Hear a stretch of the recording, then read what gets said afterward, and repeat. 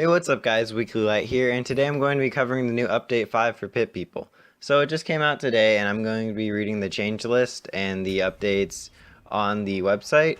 If you would like to follow along, I'm going to try to put the link in the description.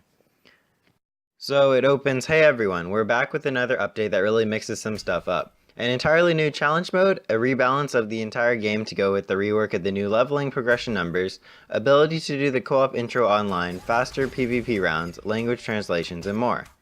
With the rebalance, you'll find that your fighters are dealing even more damage as they gain experience. All balance changes are retroactive, meaning you do not have to worry about starting over or starting new characters in order to experience that. They're all dynamically applied to what you already have.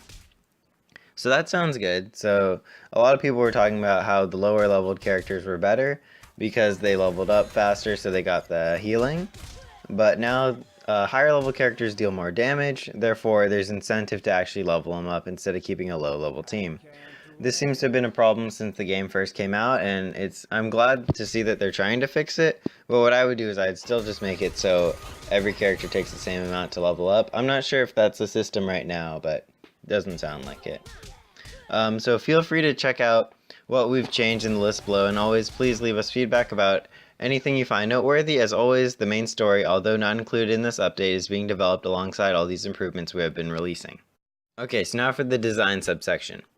All player characters receive a flat damage, in the Cupcake's case healing, per level bonus. This change should feel more noticeable than before, and higher level player characters should feel more valuable than ever. So as stated before, this is good. There's incentive to actually play the game and level up your characters.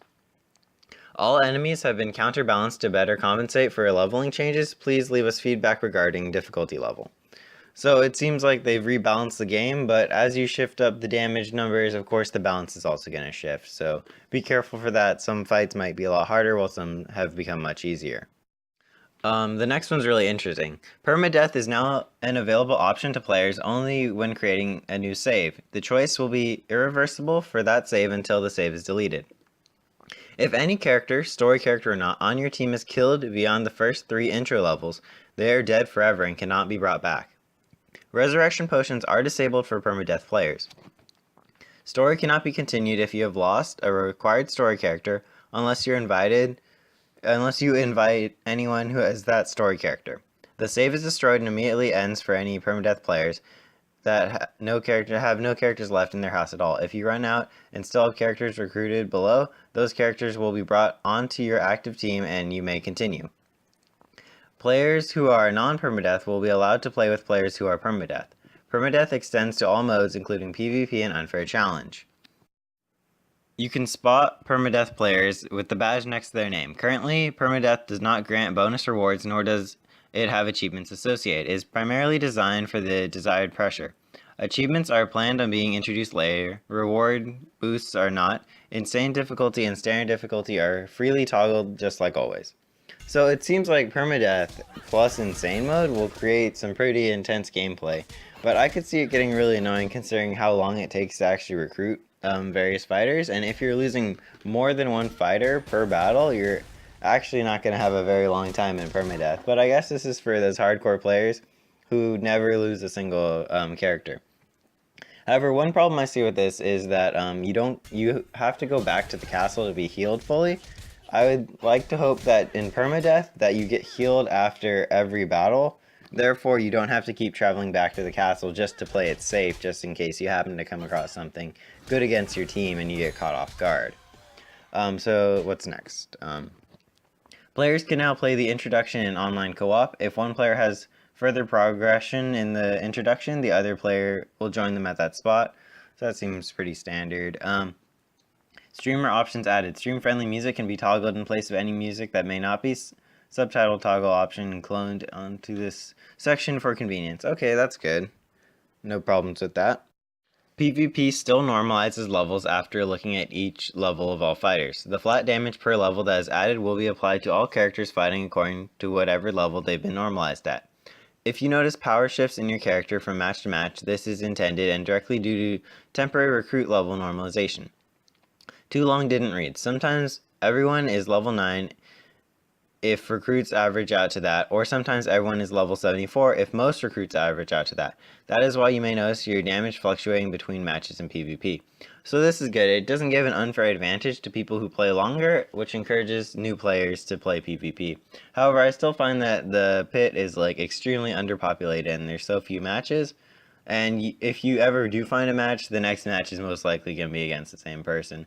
So it's nice to see a familiar face, but it's also bad that you don't really have a lot of variety in who you face. PvP maximum turn timer has been reduced to 45 seconds. This is a very good change because now I remember Pit People being promised as a fast-paced turn-based strategy game, and with a longer timer it loses its fast-paced nature, therefore 45 seconds. Reducing it to that, it's a good idea. Increased bet time for spectator. I actually haven't spectated a match yet, so I don't understand what that is, but I assume it's for betting, and more time for that. I guess that's good, because you're not playing anyway, you're just watching. How to play section now accessible from Survival Guide. Okay, that's good for the people who don't know how to play, I guess. Balance changes to fighters and equipment. So it says here, there's this big list, but it doesn't tell you if it goes up or down. It just tells you it changed. So I might try to guess. See if how many I'm right. You guys comment in the comment section how many I got right, or if I'm wrong on any of them. So Cyclops, I would guess they increase the health. Hair Troll, defense, health, regen, crit chance. I'd say lower defense, lower health, more regen, less crit chance, I'd guess maybe, or more crit chance. Spydar, health, defense, resistances. I'd say they increase the health, decrease the defense, and decrease the resistances. Vampirus, health, damage, bonus damage, leech amount. I think they all increase that. The Gnome, health and resistances. I think they increase both of those. Cupcake, heal amount. I think they increase those. Kobold, damage and block chance. I think they increased both of those. Pixie, damage. I think that's definitely been decreased. Zombie damage. I could go either way, I'm not sure on that one. Electrobot, chain damage. I think they increase the chain, but decrease the stun chance. Wraith, health, and debuff numbers. I think they probably decrease the health, but increase the debuff numbers. Mascot resistances. I'd say they increase resistances. Rainbow Horse, damage. I think they probably toned down the damage, because the Rainbow Horse had the best damage to start with, so I'm surprised they didn't fix the chance of it blowing up and make it like 80% instead, but okay. Light sword damage, medium sword damage, heavy sword damage, mallet damage. Oh my, I have no clue how that goes. Light bow damage and accuracy, medium bow damage and accuracy, mortar damage and accuracy, throwing axe damage, accuracy.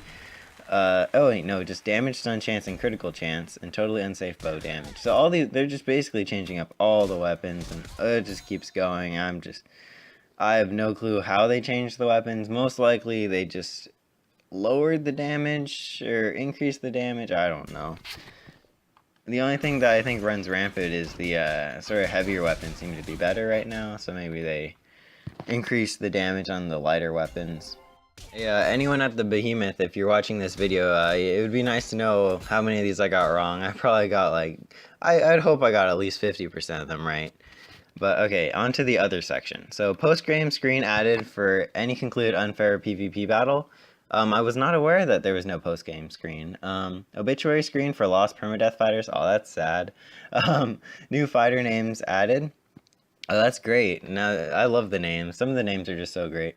New unlocks. Weapons, helmets, shields, creature stuff added. Oh, that's also good. New encounter maps added for both PvP and world maps. Some existing ones adjusted. So that's also great. Audio added for Emissary when completing tasks.